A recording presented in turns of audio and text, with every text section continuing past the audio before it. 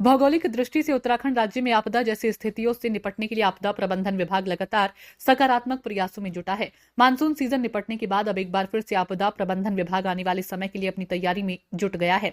प्रदेश के आपदा प्रबंधन सचिव विनोद कुमार सुमन ने सभी जिलाधिकारियों को निर्देश दिए हैं कि वह इस दिशा में सकारात्मक पहल करें। इसके अलावा पिछले दिनों विभिन्न क्षेत्रों में आपदा के बाद लोगों के पुनर्वास और आपदा की भरपाई के लिए मुआवजा राशि मुहैया करने को लेकर भी उन्होंने जिलाधिकारी को निर्देश दिए। उन्होंने ये कहा कि शासन से इस दिशा में पहल की जा रही है। आपदा प्रबंधन सचिव ने सभी जिलाधिकारियों से कहा है कि सभी जिलों में आपदा के बाद की स्थितियों से निपटने के लिए जिन उपकरणों की जरूरत है उनके लिए प्रपोजल भेजें। इसके अलावा सभी जिलों में जिन उपकरणों की मरम्मत करनी है उनकी समय पर मरम्मत कर ली जाए और जो उपकरण दुरुस्त हैं उनकी भी एक लिस्ट तैयार कर ली जाए। आपदा प्रबंधन सचिव ने सभी जिलाधिकारियों को यह भी निर्देश दिए कि उनके जिलों में पिछले 10 साल के दौरान किस प्रवृत्ति की आपदा आई है उसका भी विवरण तैयार करें। वहां पर आपदाग्रस्त लोगों को प्रशासन की ओर से कैसी मदद की गई उसकी भी जानकारी एकत्र करें।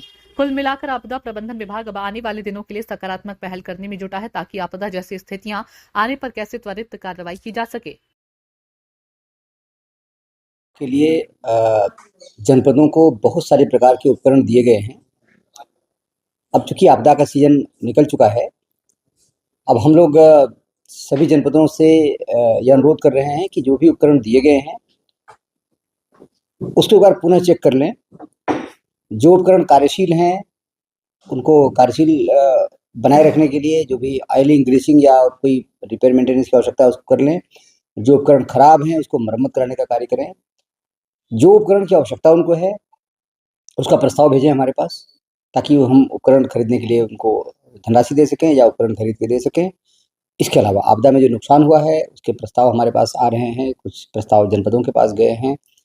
तो जो भी प्रस्ताव हैं हम सभी जनपदों से अनुरोध कर रहे हैं कि तत्काल धनराशि स्वीकृत करने का कार्य करें, ताकि जो आपदा से क्षति हुई है उसको भरपाई की जा सके। क्योंकि अभी तक जो हमने कराया है तात्कालिक जो मरम्मत के कार्य हैं वो कार्य कर लिया है, स्थायी प्रकृति के कार्य जो है वो करने हैं, वो हम लोग कर रहे हैं, उस दिशा में आगे बढ़ रहे हैं।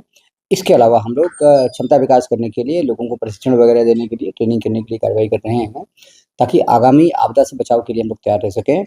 साथ ही साथ हम लोग निर्देश दिए हैं जनपदों को कि विगत 10 वर्षों में उनके जनपद में, उनके क्षेत्र में किस किस प्रकार की आपदा आई है, किस प्रकार से उन्होंने आपदा के प्रभाव को मैनेज करने के लिए, आपदा के प्रभाव को कम करने के लिए, या आपदा से जो पीड़ित परिवार हैं, जो प्रभावित परिवार हैं, उनको जो नुकसान हुआ है, भविष्य में अगर इस प्रकार की आपदा आती है तो किस प्रकार से बचाया जा सकता है, इसके लिए रणनीति बनाने के लिए कहा गया है कि पूरे 10 सालों का स्टडी करें अपना, और 10 सालों में क्या किया गया है, क्या-क्या कमियाँ रह गई, जो कमियाँ रह गई उसके लिए विभिन्न पक्षों से, विभिन्न जो प्रभावित हैं उनसे बात करते हुए, वार्ता करते हुए, सुझाव लेते हुए रणनीति बनाएँ, ताकि फ्यूचर में जब कोई आपदा कभी आती है तो उसका प्रभाव हम कम कर सकें, लोगों की पीड़ा को कम कर सकें, दुःख को कम कर सकें। जी।